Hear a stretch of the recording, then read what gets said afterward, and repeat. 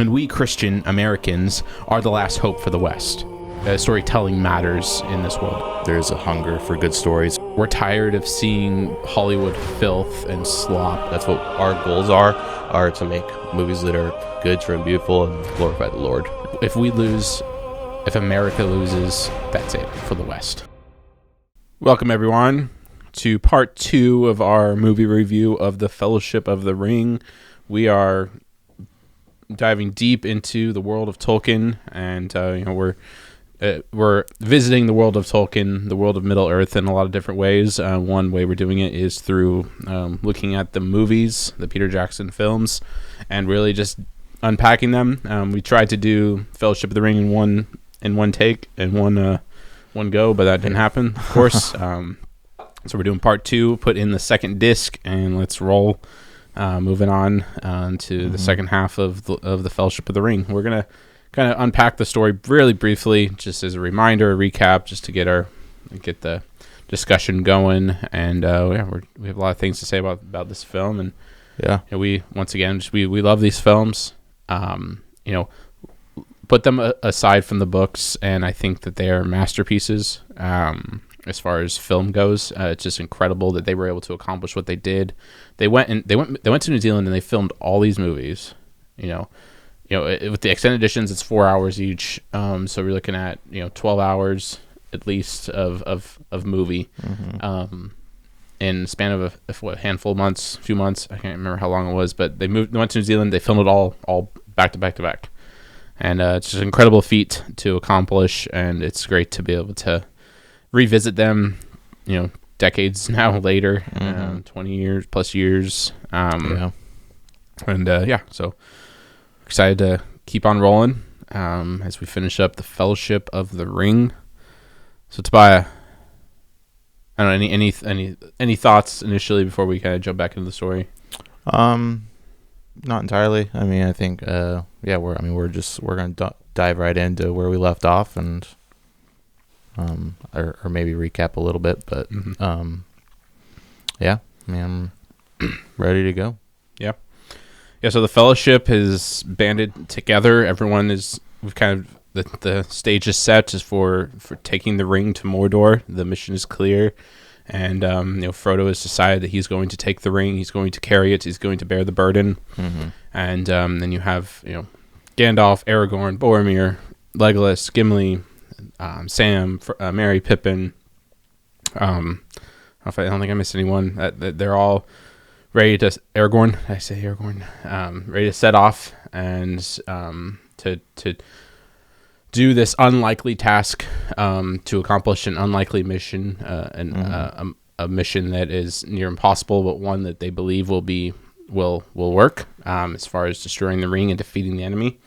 And they're going to do it in a small way, in a secretive way. They're not taking an army and marching upon Mordor. They're not taking. We'll get into the Eagles eventually. The whole why didn't the Fellowship just have the Eagles take the ring to Mordor and throw it in Mount Doom? There are a lot of reasons why that specifically could not happen, and I think that meme needs to die. It doesn't make any sense. No. They could not just fly to Mordor. There's a reason why they had to take a small group of people and do it under the shadow of all the wars that were going on between Rohan and Gondor with going up against Mordor and whatnot. So, anyways, they're setting off, and their first task is to go to the Misty Mountains. There's some debate as whether or not they should attempt that, and they go over the Misty Mountains, but then they're forced to go into the mines of Moria, which is where Gimli and his ancestors have dwelled. There's a lot of stories in Moria from the Second Age of Middle Earth. We got Durin, and his kin, who were supposed to be there. Turns out they were attacked by some large beast of some sort and whatnot. But anyways, they make their way into into the mines of Moria. Because they get stuck in the mountains, and Saruman finds out through his spies that they're there, and so he attempts through some magic to hinder them from going any further.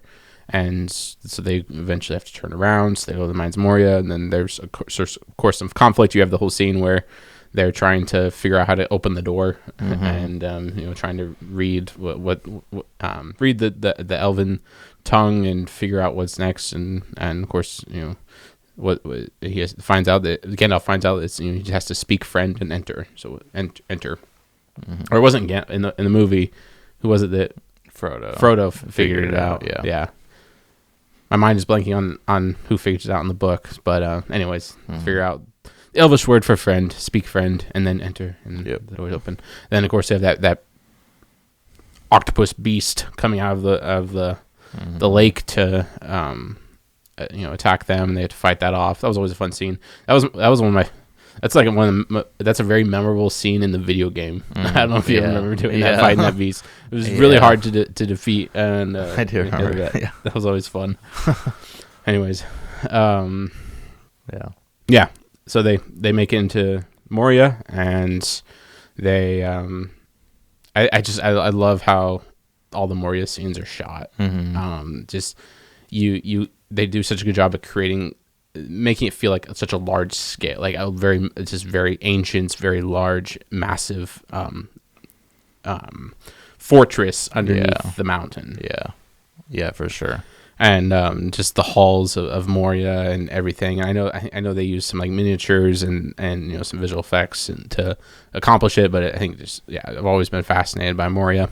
And they don't face much opposition at first. They eventually make it into the halls of Moria, and then they make it into they eventually find, I think it's Durin's grave, and you have Gimli's scene where he's weeping over his ancestor, and then Are you thinking of isn't it Balin or is it Durin? Balin might have been there, because I know one of the hobbits from The Hobbit. But one of the dwarves from The Hobbit, yeah. Because I remember...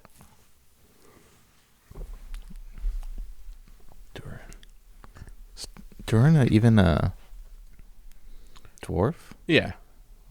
I can't remember which dwarf it is. He's not in the movies. Right. But you're right. The tomb found was Balin. Balin, yeah. Okay. My mistake. That's what I thought. Because saying his cousin Balin, yeah. Yeah, cousin Balin. Okay. Yeah. You're right. Yeah. Where's Durin? I know Durin has some kind of connection to that. Isn't that... I'm thinking of a song. A song? Yeah. I think maybe in The Hobbit they sing a song about Durin. Well, yeah, he's so like he's so if you watch the Rings of Power, which is awful, don't ever watch it. Durin is a line of dwarves. So there's Durin the first, Durin the second, Durin the third, I think. I think, yeah, because I think Billy Boyd sang a song at the end of the second Hobbit movie. Where he sings about Durin. Yeah, which is pulled. I think that's what a song that's pulled from the books. But yeah. Okay. Yeah. I'm I don't remember that. I don't remember that song in the books. No, because didn't he? I thought it was a original song that maybe I could be completely wrong. I don't remember. But, okay, you might be right. I don't know. What do we know? But yeah, Balin, cousin Balin. Yep. No, thanks for the correction. Yeah. Balin's grave. Durin has something to do. Yeah, he has to do with the. I mean, obviously, because that's why the song. So Durin founded the mines of Moria. Okay. He's the founder. That's why I was thinking of Durin in connection with the mines, specifically with Khazad Dûn. He was the founder of Khazad Dûn, but that was, of course, but he's way older than even Gimli is, and Gimli wouldn't have known him. But he's from that line, and so Balin, I'm pretty certain, would be from that line. And so Balin specifically, we know him from The Hobbit. He's the one that died in the mines. And his grave was there where that Gimli found. So Gimli finds this grave, and of course weeps over it, and then you have the sound of the drums. Also not only was this the scale and just the way they captured Kazakh Dune. Not only that was that amazing, but I love the sound design and the music and everything throughout this. Just a lot of silence was used throughout it. It's not much music, but then you have the drums. And it has the drums build up. Then the orcs come in, and then you hear the orcs as you see them all swarming and making that goblin noise, the goblin noises. And because it's goblins and orcs screeching. They're sitting there just you hear their screeching, and then they try to take the room, and the Fellowship is guarding the door, and so you have this whole fight breaks out, and then eventually the troll breaks in. He comes and is like, they have a cave troll, and then they of course fight it. The cave troll ends up stabbing Frodo. Frodo once again taking another beating. And of course finds out that he has the Mithril, which Bilbo gave to him, which we didn't mention Bilbo much. Bilbo gave to him when they were in Rivendell, and of course it was a surprise to everyone that he had that, and it saved his life because thankfully he was wearing it. And then Legolas shoots the troll a couple times in the face and in the mouth, and he drops down and dies. And then it was kind of bugged me is like all of a sudden all the orcs were gone, or they were all dead at that moment. Like it was just over. Or something I missed there. I think they had killed them all. They just all died. Okay. Yeah. Okay. It was like once the troll was dead, it was like once you kill the boss, the big boss, the level's over. Kind of like video game-ish, but no, it was fine. And maybe if there were any left, they would have fled after they killed the troll and whatnot. But I guess. So they, but there's still an impending threat, and so they flee from the room and more into the open. They run down the steps, and they confront it, or then they're being hunted by the Balrog. Once again, you have the sound of the Balrog coming, and you see through the halls the fire getting closer and closer, and I think it's just great. It's just awesome reveal of the Balrog. This ancient demon beast. And of course, there's a lot more about the Balrogs in the Silmarillion if you ever want to read more about them. Gandalf faces off against him, and you have his great sacrifice. And, he chooses to fight to fend off the Balrog to save the Fellowship, and of course, when the bridge collapses and the Balrog falls, he of course uses his whip to grab him, and Gandalf has to fall down with him, and then he of course fights him to into the depths, and we don't know at that point what happens, but you have his sacrifice, fending off, fighting for his people. In our episode of Middle-earth and Film, we talked about the characters who have wisdom. What does it mean to be a wise character? Gandalf really exemplifies that, and he is the mentor character that dies before kind of either halfway through the film, closer to the third act, sometimes earlier on in the film, but there's always that mentor character, or in the middle of the second act, that will die, and that of course propels our heroes forward so that they can learn the lessons that the wise mentor character is bestowed and given to them, and they kind of live on, of course, through memory and through the lessons that they taught, and they take heed of his final warning to run you fools, and they get out, and you have of course the incredible score throughout that scene when they're all weeping because they've lost the first member of the Fellowship, Gandalf, and the eldest of the Fellowship, the one that's been kind of leading them and telling them kind of where to go and what to do, and now he's gone just like that, and they all have most of them were really close to him and whatnot, so it had a huge impact on them. Mm-hmm. But lo and behold, they the threat was, there were still threats impending. You had the spies of Isengard flying over around that time, and so they hide from them. I'm pretty sure that was that scene, unless that was earlier. No, I think that was earlier. I think you're right. Yeah. That was way earlier, actually. Okay. Yeah, because that was before they got to Moria. Yeah. Right. Okay. So, anyways, they get out of Moria, and then we make our way to Lothlorien, where they meet Galadriel, and kind of learn more about their purpose and their mission, and kind of they're sharing with her what's going on and whatnot, and they from then eventually they leave. You have her bestowing gifts upon them, and she really plays a pivotal role for Frodo, as she kind of helps him understand the weight of the task that's ahead of him, and and it's it was a time for them to really to tend to their wounds, to really recover before they continue on in their journey from there.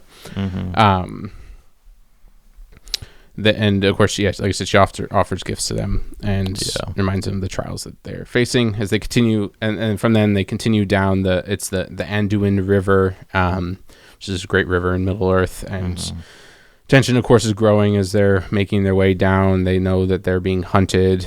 You have, of course, the scene of the great statues of the Númenóreans, and that which is significant for Boromir and Aragorn.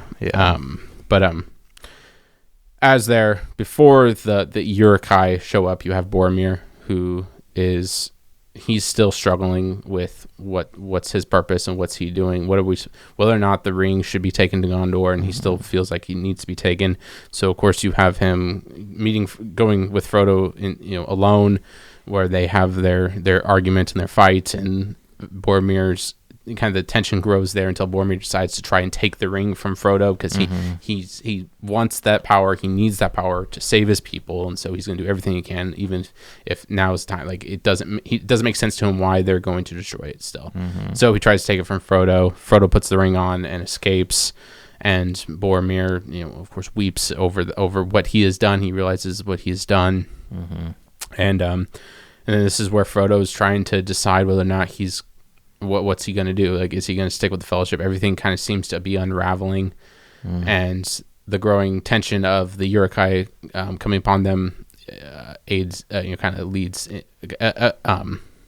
applies or kind of pushes him in that direction as far as not knowing what to do. And so eventually they show up, and we have this great fight between the Fellowship and the Uruk-hai.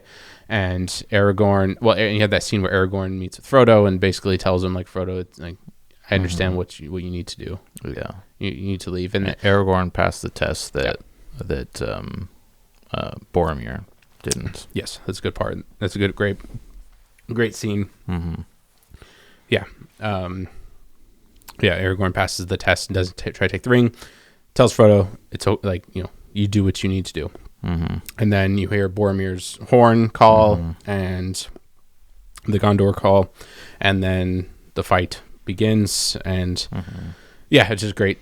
I love that whole scene. Like this fight it's such a small scale fight compared to a lot of the other fights in this trilogy, but it's just it's really well shot, and it's cool to see,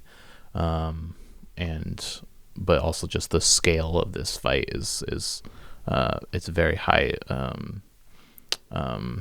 for the characters. Like this is like a very pivotal little fight for them.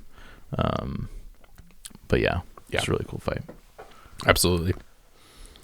And and then just jumping ahead, Boromir is he recovers from his his fall, and then is having to fight off the Uruk-hai, and then eventually fights to protect Merry and Pippin. He sees Merry and Pippin are in danger, and Merry Pippin are being brave and fighting, but they know Boromir knows that he needs to protect them, and so he's fighting off the Uruk-hai, and then this one grand Uruk-hai comes and shoots him with an arrow from a distance.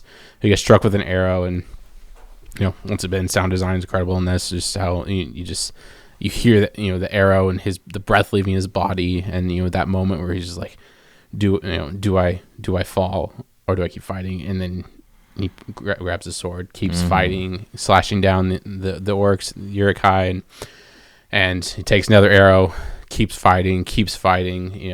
This shows his warrior spirit and shows that his devotion to others, not just himself. Maybe people kind of see him as like a selfish character. It's like he's not. He's a character who loves his people, loves his kin, and loves his country, loves those around him, and fights for them. But he's a character that fell. He's also human, and he fell, but repented and keeps on fighting, and takes a third arrow, and and then that's when he's like basically on his knees, basically done. And then the Uruk-hai comes up and he's about to shoot another arrow.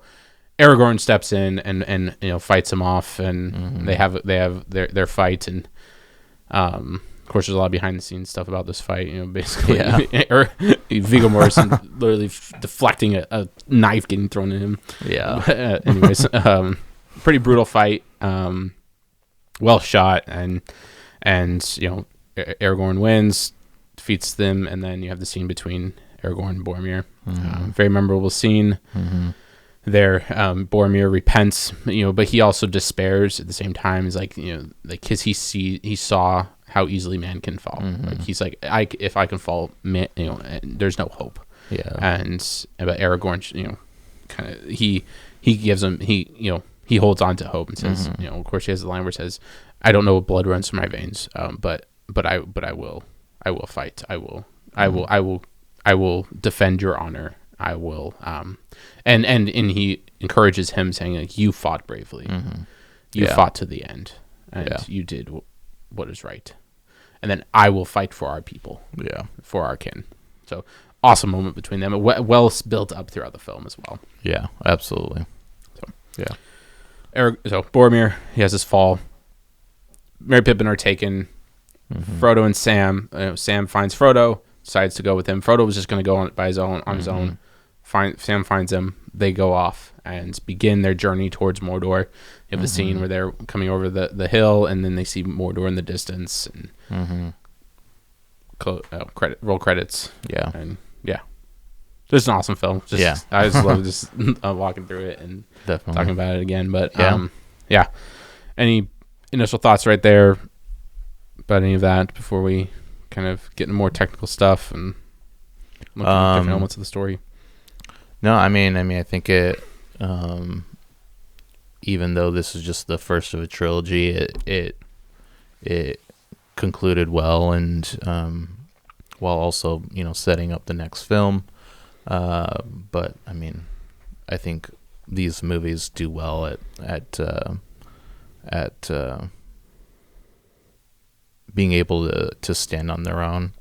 I mean, you have other movies that don't have any sequels that didn't even set up sequels, but have more that's hanging on, and this movie, even though the first of a trilogy, is still, I think it concluded a lot of their stories well.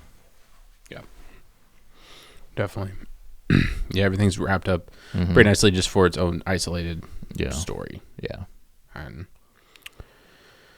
And I think it's just propels the story forward very well into the next film. And you get to know each character pretty well, and it's very there's a lot of action and whatnot, but it's character driven. Like you have these different characters, different traits, different struggles, different hardships, different personalities, all working together for a common goal. Though you find out different motives and see their different purposes and reasons for being there and for what they want, what their goals are going forward. And then you have characters that are falling. You have the Fellowship does break.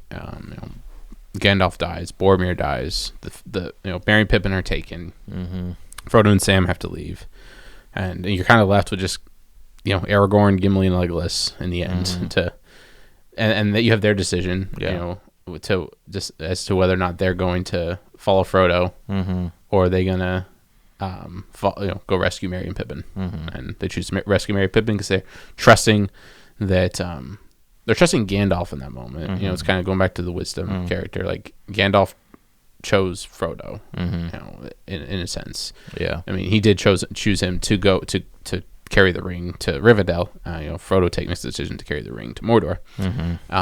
But they're trusting Gandalf, knowing like, okay, Frodo knows what he's doing. I think you get that sense more in the books. It's just Frodo he's a lot older in the books. He's he's experienced more, lived more, and you can still get that in the movie, but he's pretty young in the movie. That aside, they're trusting that Frodo's going to do the right thing. And he's it's not going to be easy for him, but also like they know that we need to fight on the other end. Okay, we're going to go rescue Merry and Pippin, and then of course that leads them finding the Rohirrim, going to fighting alongside Theoden and Helm's Deep, and then and so forth. But they know that they know their duty, know what they need to do in that moment, and they decide, okay, we're not going to follow Sam and Frodo. They've got it. Let's go do our fight. Let's go save these hobbits that do need our help. Yeah, absolutely. So different elements, just looking at characters and character traits. Heroism is a very evident theme in the story. Looking at Aragorn, he is a hero character, who's alongside the rest of the characters to fight for them, to protect them. He comes in to save them multiple times, going back to when they're at the is it the Green Dragon inn, when they're when they're being hunted by the Black Riders, the Nazgul. They're Aragorn as Strider is kind of watching over them and making sure they're okay, and he kind of saves them, but from getting attacked from the Black Riders and whatnot. But he knew what was hunting them. Yeah. So he's kind of there looming and watching over them and making sure they're taken care of. And then excuse me. And then throughout the story, he's multiple times just kind of being that protective character for our hobbits. The scene in the forest towards the end when they're being they're on the wrong pipe. When they're being hunted by the Uruk-hai, Frodo or Aragorn, has that scene with Frodo, and then of course I love that scene where he's all the orcs and the Uruk-hai are coming towards him, and then he pulls out his sword and he's fighting them on his own, and just really take them, and give Frodo a chance to run, to get away. So great scene there. We have unlikely heroes doing unlikely things. Frodo is a hero character. He's going to save the world.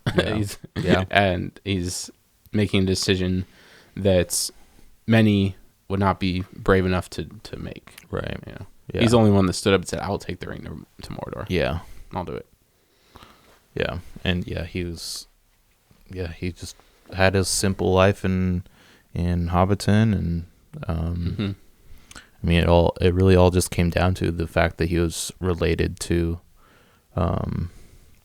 Bilbo, and I mean that was what set him on. Not that that's where not that he didn't have the virtues necessary, but a lot of what was a lot of the responsibilities put onto him were there just simply because they were thrust upon him because he was related to Bilbo and had to take on those responsibilities, and those two things go hand in hand, the the fact that he had the virtues and that they were required of him as well. Yeah, absolutely. And Gandalf, he's kind of a hero. He fights off the Balrog. No one else does it. It's kind of it's, as far as power levels go, he's definitely closer in power level to something like a Balrog. They're both ancient beings, basically. And he fends him off. He fights him off and almost defeats him. Gets dragged down at the depths and fights him to the death. And he's a hero that falls, but he falls fighting and trying to defeat the villain and whatnot, and giving his life to save his people. Yeah. I don't know, kind of masculine archetypes that we see as well. Aragorn, once again, it's just I just admire his leadership, his strength in masculine values. A man who's courageous, the man who's he's self-mastered. He's not you have that scene where he doesn't give in to the ring. He doesn't try to take the ring.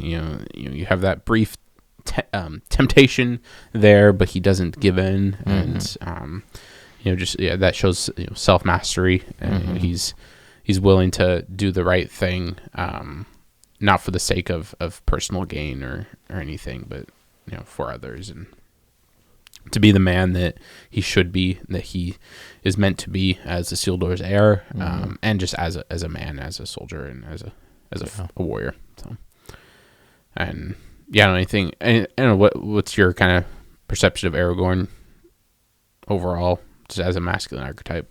I mean, I think he carries those virtues strongly. I think he, especially with his heroism, his bravery, he's very he's slow to his emotions. He thinks through things. He's not gonna lash out or anything like that. He's very well thought out, and he's mastered a lot of what it means to be a man, and controls his emotions well, and is brave and willing to do what he is called to do,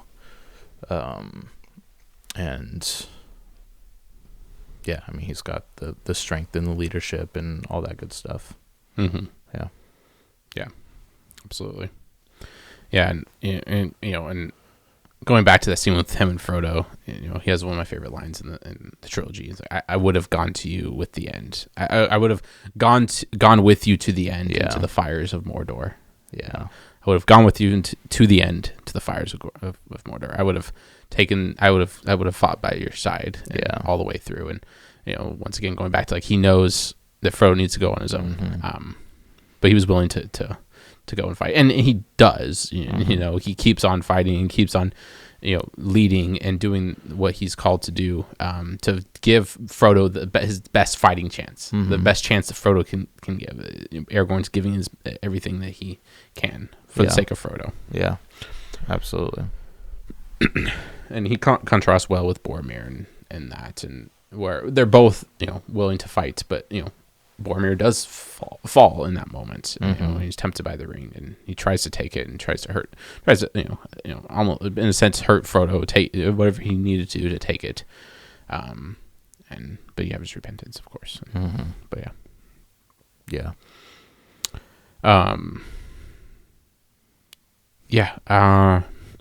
I kind of a couple other things, like I liked the world building throughout in Peter Jackson's novels, or Peter Jackson's films, adapting the novels. It's interesting. I think we talked about this in the first one. Maybe it's hard to really discern, at least for me and probably for you, the kind of Tolkien's Middle Earth without thinking about Peter Jackson's because we grew up on the films. Yeah. And primarily grew up on the films, to my regret. But it's so I think overall he captures this world well, and he has his own taste spin on it and own flavor. But he builds the world really well, and adapting the different characters, the different places, and giving life to these stories, to these locations on maps, and really bringing them to life. Of course, goes to New Zealand to do it mostly, but New Zealand is a beautiful, incredible place. But just the castles that he creates, the lands that he creates. Talking about Moria, just what they were able to accomplish with Moria is incredible to me.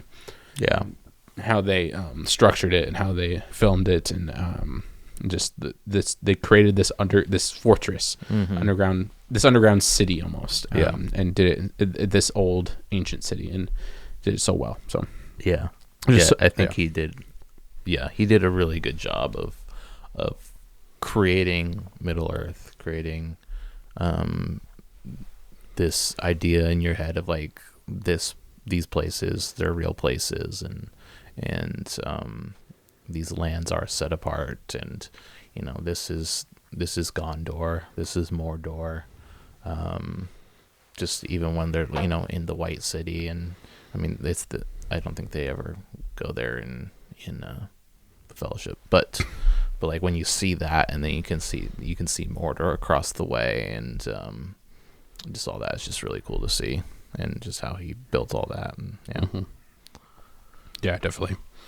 And just the landscapes, and of course, I'm trying not to think about Two Towers and Return of the King, but this continues on those. But they did a really job at using miniatures. A lot, like I think Rivendell they used a lot of miniatures to capture Rivendell and Lothlorien, and the Lothlorien was probably more. A lot of it was filmed in a forest and whatnot, but and sets. They made sets. They made these massive sets as well.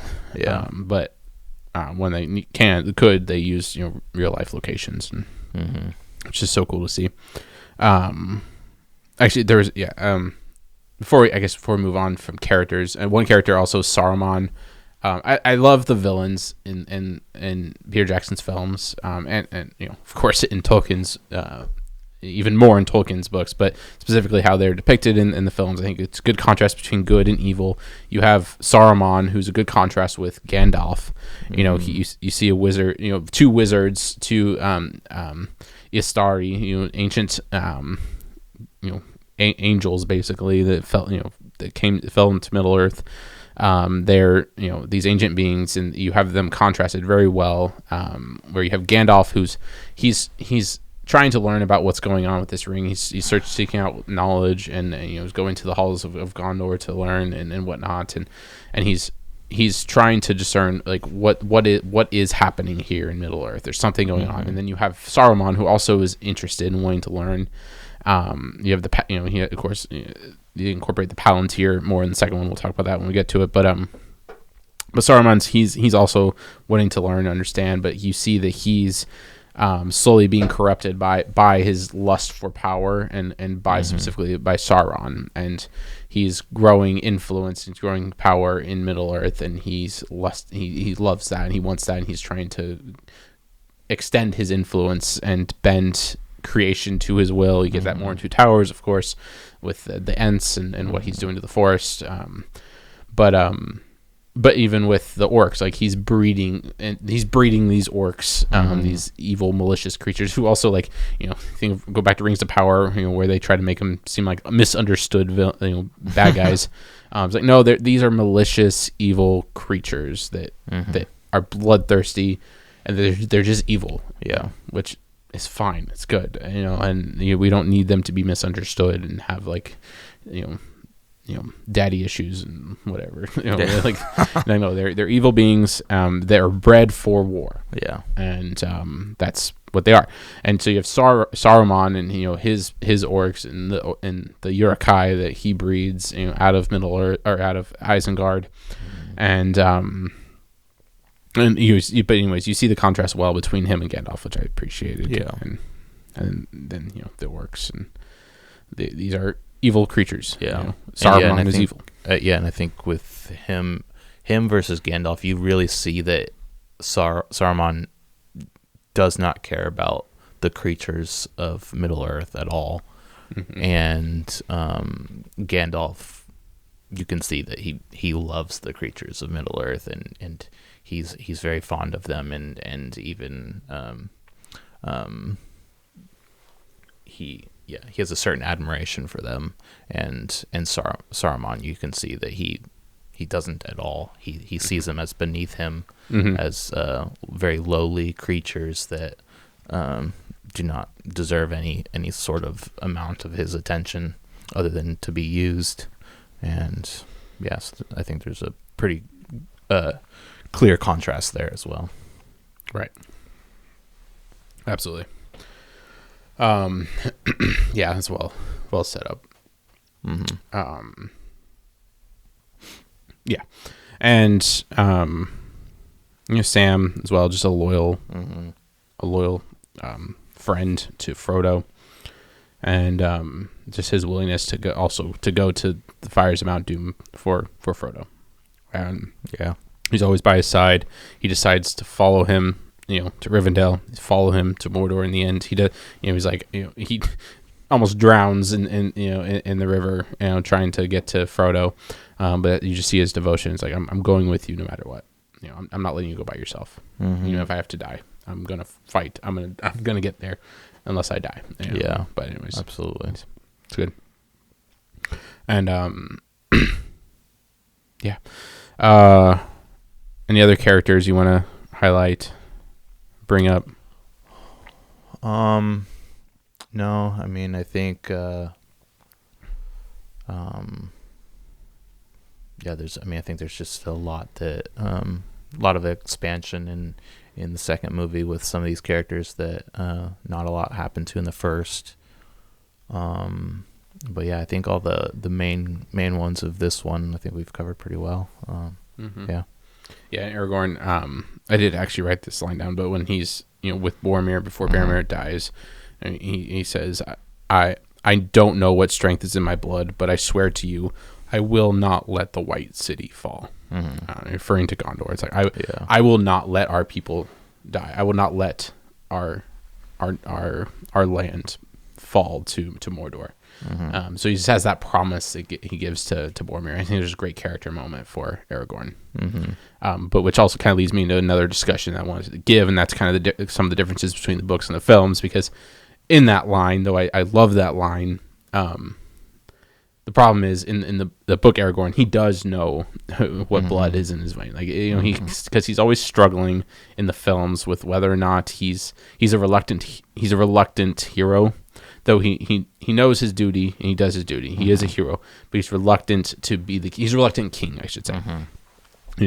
He's which is more of a kind of a Hollywood thing. I think you just kind of have to have that. You have to give him that character arc that isn't really present in the books, because in the books he gets Narsil, he gets his sword Andurin pretty early. He doesn't he gets it in the Fellowship. He doesn't get it in Return of the King. So he I said Anduril. I always get those mixed up. He gets Anduril pretty early on in the story.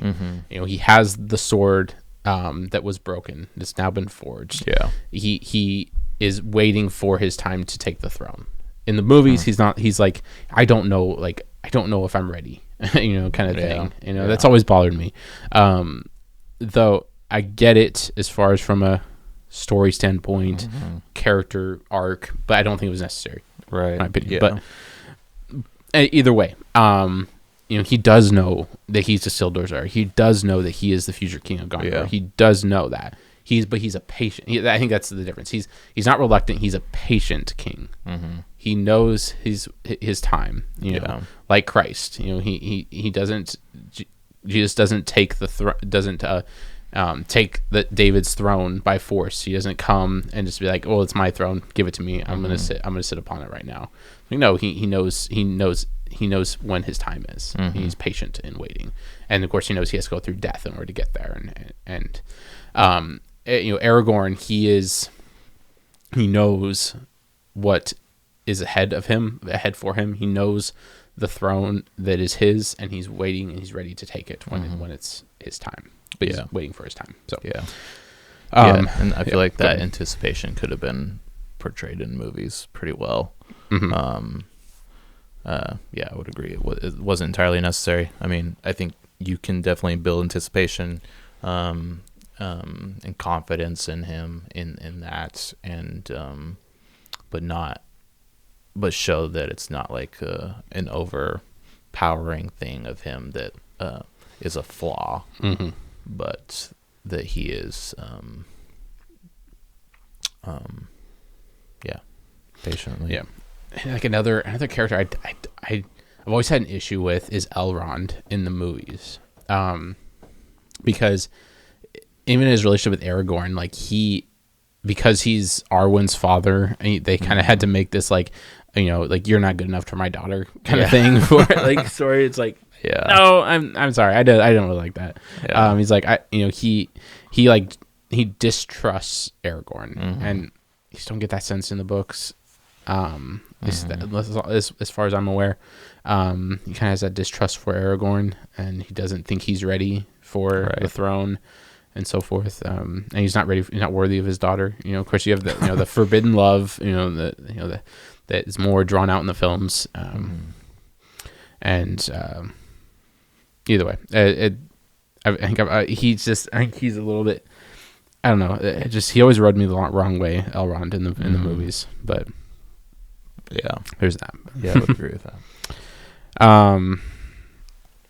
Because Aragorn also says, "I don't want that power," and it's kind of like that, like power is bad kind of thing, And they're trying to contrast it with Boromir a little too much in the movies. Mm-hmm. It's like, well, no, Aragorn does want that power. He does want to be king, but he wants it in the right time. Yeah, when it's his turn. Yeah. So, yeah. One second. Yeah. And also there was another difference in the movies. I misspoke last time when I said that Arwen in the books saved Frodo from the Nazgul in the river after Frodo got stabbed. That wasn't true. That's not true. That happens in the movie, but in the books it was Glorfindel, who's an elf that is completely removed from the books. He might have like appeared once in the movies. But Glorfindel, he's actually, a male elf is the one who actually goes and saves Frodo after he gets stabbed and takes him to Rivendell. Arwen's not really there. They do that so they can. I think that's what you had said last time. Maybe I did. I think. You didn't mention him, but Glorfindel. I think you said that it wasn't Arwen. Oh, okay. I thought I misspoke, but maybe because in my head, I don't remember. Either way, sure. Glorfindel, character that was kind of removed from the books, and they used Arwen. I don't know if it was just to give her that. I mean, it gives her like a nurturing role in a sense. She's coming to save and nurture Frodo. But she's also basically fighting off the Nazgul and whatever. I think that it was also just a way to kind of bring Arwen more into the story for Aragorn as well. Mm-hmm. Yeah, that was the setup for their relationship. For the hints at their relationship, right, in the beginning of that movie, right, or beginning of the trilogy. I guess it wasn't, because I don't think it's even the beginning of the movie, but it was definitely a setup for their relationship. Mm-hmm. Yep. That otherwise would have been way later, and sure, and could have been confusing, right? I suppose. I think so. That's fair. And then Frodo, Elijah Wood. I go back and forth, because I know, growing up with the movies, I know Frodo as Elijah Wood. That's when I read the books, that's what I think of. But I have to always remind myself that's not Frodo, because he's a lot older in the books. He's a lot more mature, a lot more older. He's less whiny and a little bit more put together, I guess, than Elijah Wood is at times. And no, nothing really against Elijah Wood. I think it's just the role he played, the role he was given. He's they don't give Frodo as much time to age in the movie as it does in the book, which is I kind of understand. Because you're making a movie, you don't need like a 30-year time gap for Gandalf to go and read a bunch of books, and it's like I kind of get it. But I don't know. I think that Frodo could have been played by a more older, more mature actor. It kind of might have been a little better, but might get some flack for that. But anyways, that's kind of So I kind of always been my issue with him. I don't in the movies itself. Put aside the books, I'm mostly fine with it. I'm fine with Frodo. I'm fine with Elijah Wood, with the character that he chose to play and he was directed to play. But anyways, yeah. And then Tom Bombadil, I'm not gonna really spend much time on him. He probably shouldn't have been in the movies, so it was probably better that they didn't. Just because I go back and forth on this one too. It's like I would have loved to see Tom Bombadil, but at the same time, they probably wouldn't have done him justice. And it just, I don't know. I don't think that he would have worked in Peter Jackson's films, and that's fine. Yeah, yeah. But Tom Bombadil is one of my favorite characters in Middle Earth, so there's that. And then Amazon decided to include him for whatever reason, and it was atrocious. It was absolutely atrocious. One of the worst characters ever put on film. Oh man, talk about not doing it justice. I actually, until this moment, I totally forgot that they did that, and I was, and don't watch Rings of Power once again. Anyways, Galadriel, another character, really well done in the films, terrible in the TV show and the Rings of Power. Oh yeah, great in the books. But anyways, moving on. I don't know, is there anything specifically that comes to mind for you as far as books and movie? No,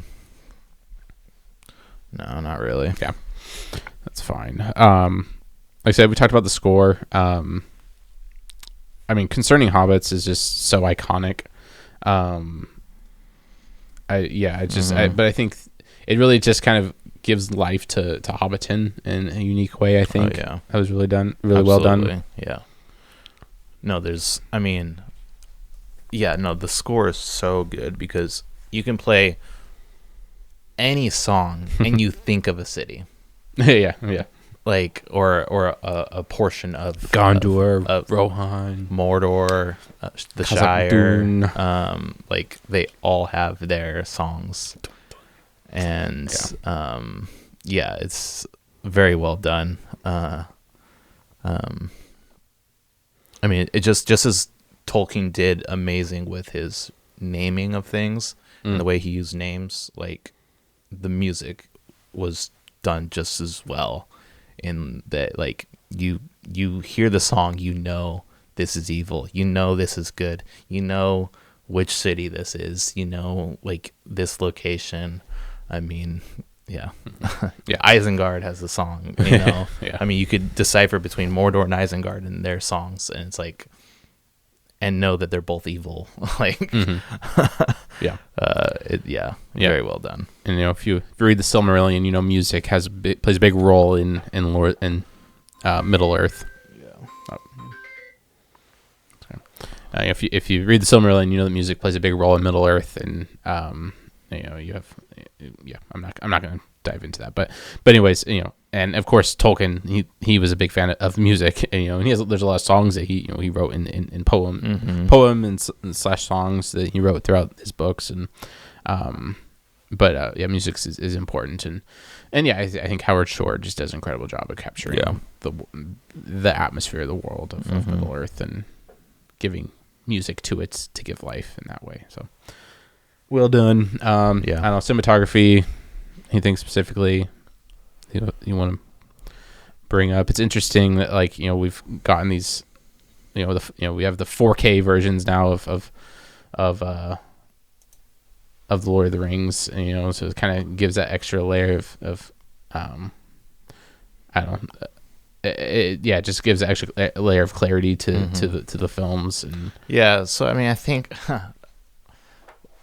one thing that's interesting with these movies that are coming out on 4K that were originally filmed during the time of DVD, I noticed it tremendously with these movies, is like you can see the CGI so much more in the 4K. Yeah.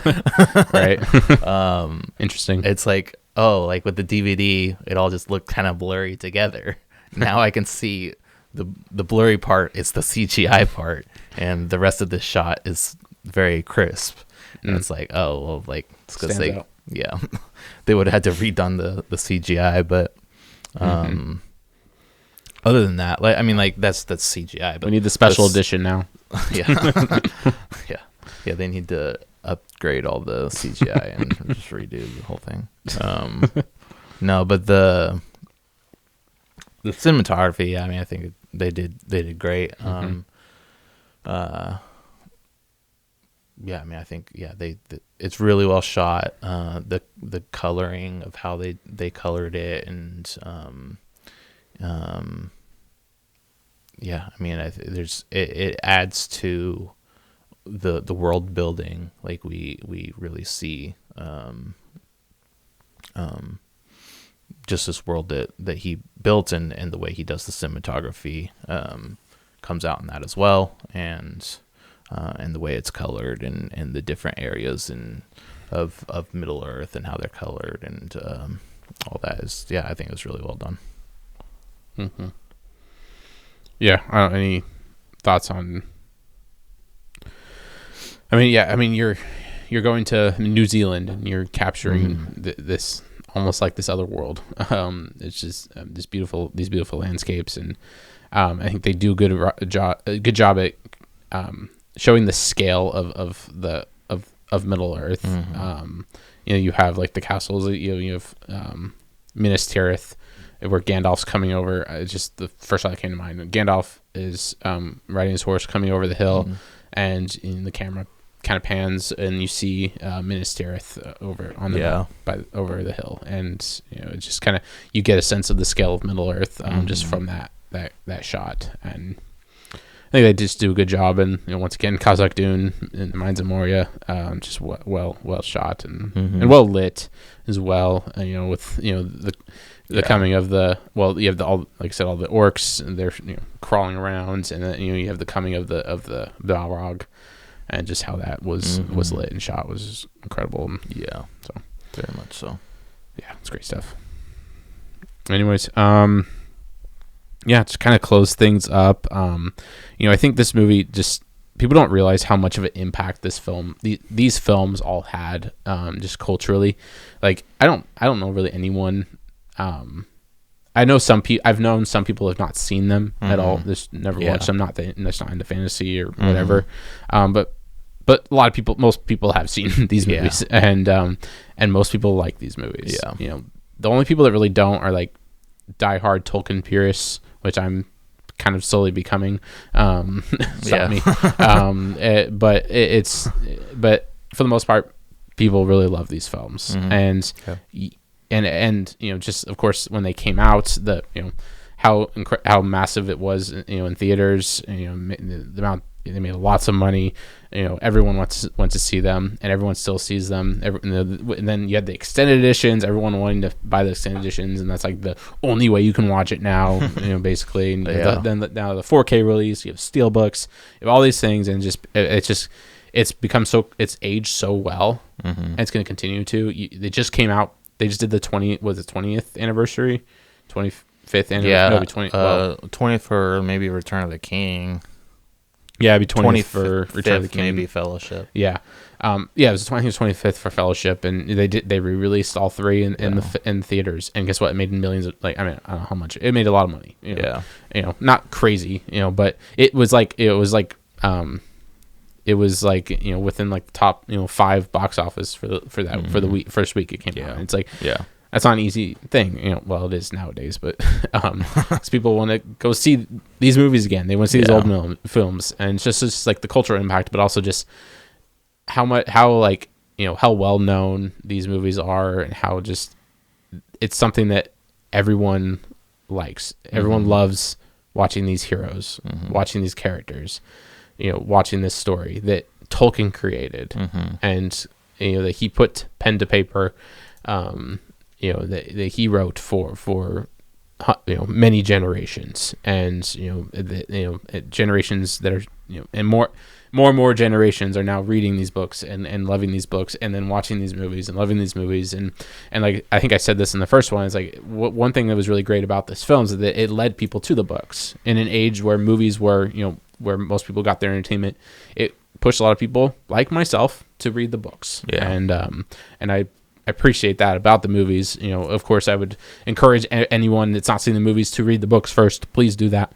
But I understand, that's just kind of not the world we live in nowadays, and that's what it is. But just the impact this has, just everyone loves characters like Aragorn, Legolas, Gimli, Gandalf, Frodo, Sam. It's just characters are talked so highly of in today's age, and when in an age where we don't have characters like this. We don't in storytelling. Yeah. We don't have Aragorns anymore. We don't have heroes like Frodo. And even devoted characters like Boromir, who loves his people and is willing to fight and die for his people and go to the ends of the world for them. It's like we don't get that anymore, and so it's just these stand the test of time, and they will continue to. Yeah, just absolutely. Awesome. Well, another thing for just how so Smeagol wasn't actually in this movie really hardly at all. Like we didn't get to see the full motion capture Smeagol, but talking about groundbreaking like Smeagol and the motion capture that they did for him was groundbreaking. It had never been done. As far as I know, at least to the scale that they did, where they had a motion capture character on set with the other actors, capturing his movements and all that for the scenes, that just hadn't been done before. And of course, we'll I'm sure get into that into the Two Towers, but yeah. And I'm curious to see how Hunt for Gollum was going to be. It's like movies gonna have a lot of Gollum, and I'm just wondering how well they're able to capture that today, and because they did do an incredible job, and it'll be interesting to watch it in 4K. I've not watched it yet. I've not watched it in 4K ever. So they'll do that, but just interesting to see how the CGI stands up. But I know it mostly stands up well. But it's what for the time for when it came out. Yeah, for sure. This movie, one thing I just kind of finished up. It's for all people. Everyone can enjoy this film. Yeah. Like even though there's not any women in the Fellowship, like women can enjoy this show, this movie, and watch this. And many women do. And many women do. A lot of women that have never seen it and watch for the first time are usually pleasantly surprised, right? How much they can enjoy it. These are not war films. There is war in them, but it's not like a typical war film that you would think of. It's not Braveheart or Gladiator or something like that, where it's just ultra masculine movies. There's masculinity in them, absolutely, but it's definitely for everybody. Yeah. If you're not a fan of fantasy, this is still a world that I think we all need to escape into sometimes. A world of good guys and bad guys. What's good, what's evil, and a world of characters that inspire you towards truth, goodness, and beauty. A film about good triumphing over evil, in the most unexpected way, which is the gospel. Good triumphing over evil in a way that you would not expect. The serpent being crushed by the seed of the woman after being bruised, and him defeating the serpent and doing it in an unlikely way, and that's the story that we have, and that's the story that's timeless and continues on to today. So Tobiah, what would you let's rate this movie, kind of go back to our old rating system. 1 out of 10. Got some decimal points in there. So it's really kind of 1 out of 100 if we're being honest, but we'll do 1 out of 10. What do you got, Tobiah? Is this a 10 out of 10 Fellowship of the Ring? No. No, it's not perfect. And this is my least favorite of the three. Okay. Probably agree. Yeah, I would give it's maybe a 9.5 or a 9.6 for me. Okay. Yeah, maybe not. I would say 9.6 is probably where I have it. Yeah. Yeah, because like I'm thinking Two Towers and Return of the King. Like I think Return of the King is definitely better. But this movie alone, even by itself, I would give it a 9.7. Just because like I think it is nearly perfect. Yeah. As a movie. Yeah. It is nearly perfect. Yeah. Books aside, adaptation aside, it's not perfect. Yeah. But as a movie, that's 9.7. Yeah. So would you want to meet in the middle? 9.6. No, I think 9.7. Okay. 9.7 is good. Two Towers would be 9.8, and then Return of the King will probably be 9.9. Yeah. Just being honest. Okay. I don't know. Not I don't totally know. show our cards. It's been a while. Yeah. I know. We'll review them. And we'll get there. Yeah, that's probably right. 9.7. Yeah, but 9.5 is too low, and then 9.6 is, I would say 9.7 is good. Because we're being honest, like looking at the landscape of films, like join our Patreon. We are attempting to review pretty much every movie ever. Yeah. we're gonna Cigars and Cinema. Go check us out. Yeah. Our Patreon show. But we'll talk through at least 5 movies. Like these 3 movies are just they're some of the best movies ever made, if not the best. They just are. I don't care what anyone else says. Yeah. So, anyways, for sure. That's it. Thank you guys for watching this part 2, finishing up Fellowship of the Ring. Yep. Stay tuned for the Two Towers. We'll dive into that one, and there'll also be 2 parts, and looking forward to that one. And so thank you guys. Just encourage you to watch good movies and glorify the Lord in all that you do. Enjoy story, enjoy good stories. Pick out the bad, the ugly, but also honor glorify the good, and live your stories. Live stories that are good, beautiful, and true, and let other stories inspire you towards that goodness, truth, and beauty. So, thank you all. We're out. Thank you. Bye.